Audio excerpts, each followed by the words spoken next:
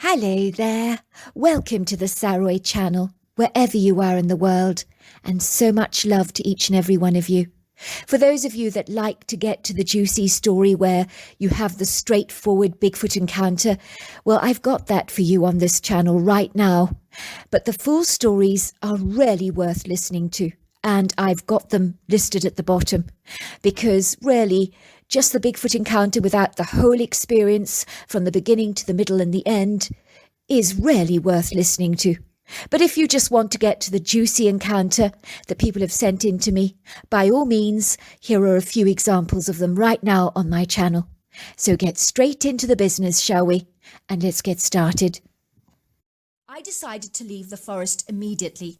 I wanted to listen to my gut, but very suddenly I was distracted by this hefty movement in the brush that got my attention.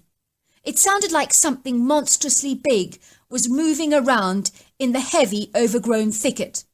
And whatever it was, this thing was huge. It sounded like a rhino or an elephant because when it moved, the ground thumped and vibrated under its monstrous weight. I think in that moment I was more curious than frightened because I was eager to find out what this thing could be. So I immediately took cover. I hid behind the trunk of a very old oak tree to see what would happen next. I heard the creature thundering through the high grass and bolting through it like a speed train on full throttle until he came to the open clearing, which was very near to where I was hiding.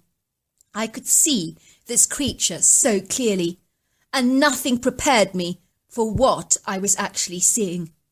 It was a monstrous giant-like creature standing on two legs with a distinctly humanoid stature.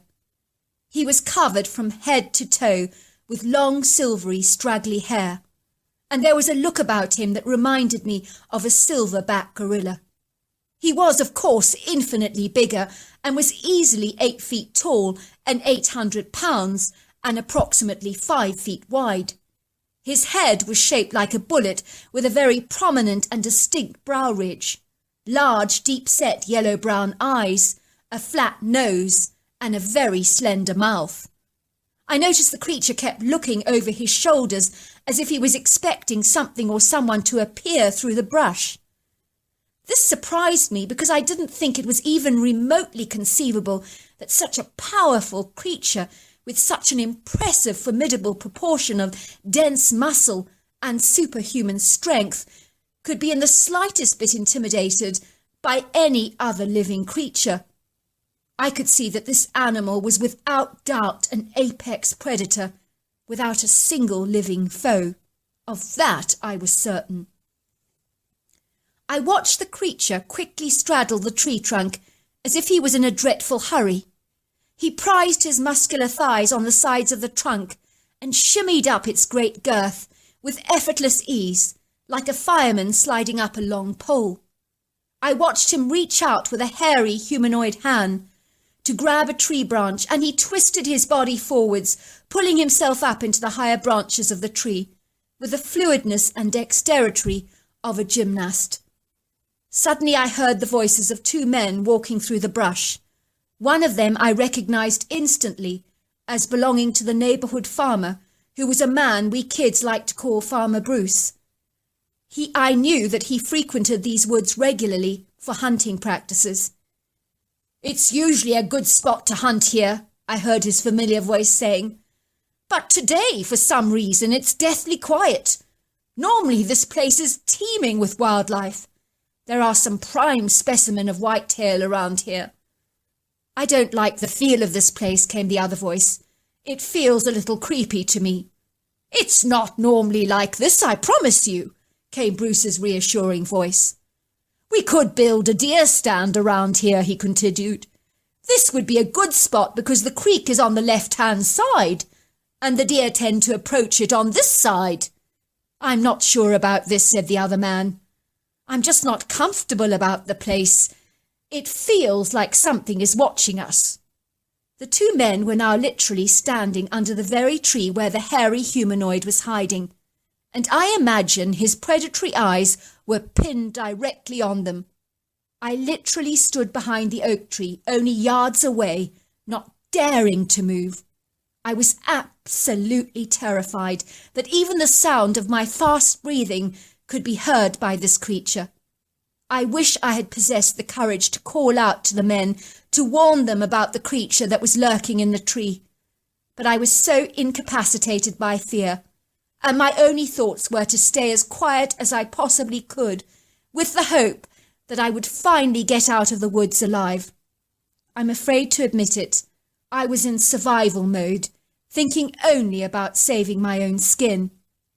Suddenly the creature let out the most terrifying growl, and it was unlike anything I have ever heard. Ah!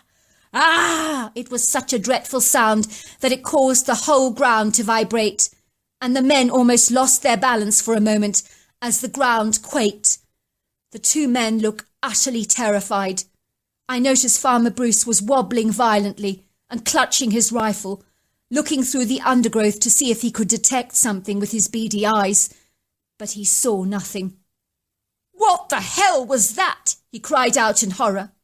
"I told you something isn't right about this place," said the other man. "Let's get out of here right now." Suddenly the monstrous creature jumped out of the tree, landing yards away from the terrified men, with the agility of a domestic cat, but with such a heavy thud that everything vibrated, like the shock waves you get from a mild earthquake. It was just like that. The two men screamed in terror. "No! No! No!" Farmer Bruce stumbled and fell a few times, looking back at the creature like a hunted animal, and running backwards from it as fast as he possibly could, tearing through the undergrowth at a very impressive speed. The other man seemed unable to move, because he was shaking so very much, and I believe he was utterly frozen. He seemed incapacitated by fear. I have seen this behaviour a lot in animals when they're being attacked by a predator, especially with the feral cats on our farm, when they started to pursue a mouse. Sometimes the poor mouse was so frozen in terror, it became an easy target for the cat. Farmer Bruce's friend just stood there, paralysed, unable to move.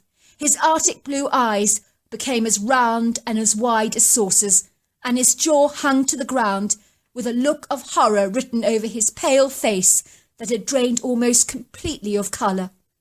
The creature lunged towards him, whirled his lanky body in the air like it was a Catherine wheel. He went whizzing around and around and around, and then falling over a snapped tree branch, and he became impaled by the thing like a large piece of skewered beef being pierced through a sharp pole. The face of the man became frozen in fear, with wide, terrified eyes and an open mouth that lay fixed in position, accounting the horrified last minutes of this poor man's life. He was definitely deceased, and the blood was pouring from the branch and trickling onto the ground, where it congealed into a thick, bloody gel. Looking at this poor man dying in this way was positively the most horrific thing that I have ever seen in my entire life. I could hardly believe what I was actually seeing. The creature was chattering to itself excitedly, as if he'd really enjoyed the adrenaline rush of killing this man in such a horrifying way. And he licked some of the man's dripping blood off his sausage-sized finger and tasted it. Then what he did next was the most repulsive, shocking thing that I've ever witnessed in my entire life. I literally watched this creature gouge out the man's eyes from its sockets with his thick fingers and pop them into his mouth like they were delicious sweets. He smacked his lips afterwards as if he'd really relished the taste of them. I knew that in some parts of the world they do eat sheep eyeballs, which are considered a treat, but seeing this sent shivers down my spine, and the corpse of the man just looked even more terrifying, with two wide gaping sockets just staring blankly into space from the tree branch. It was like something out of the most vile horror movie. I was the one now, behind the tree, shaking in fear, and too frozen to the spot to even flinch or move a muscle. I could feel my heart pounding through my chest, and I was so terrified that it was loud enough that the predator could actually hear it. There is no way I know of how to still the sound of a heavy, loud, violent heartbeat. The creature slapped the face of the dead corpse as if it was a plaything. And then he seemed to lose interest pretty fast, and I watched him glide away on his long, hairy, muscular legs, and he moved with such agility and grace, and was gone from my sight so fast, but my relief was short-lived. Suddenly I heard the sounds of men's voices, slamming car doors, rifles firing off warning sounds, and then I saw the police. They were creeping in the woods with their rifles at the ready, and there were lots of them.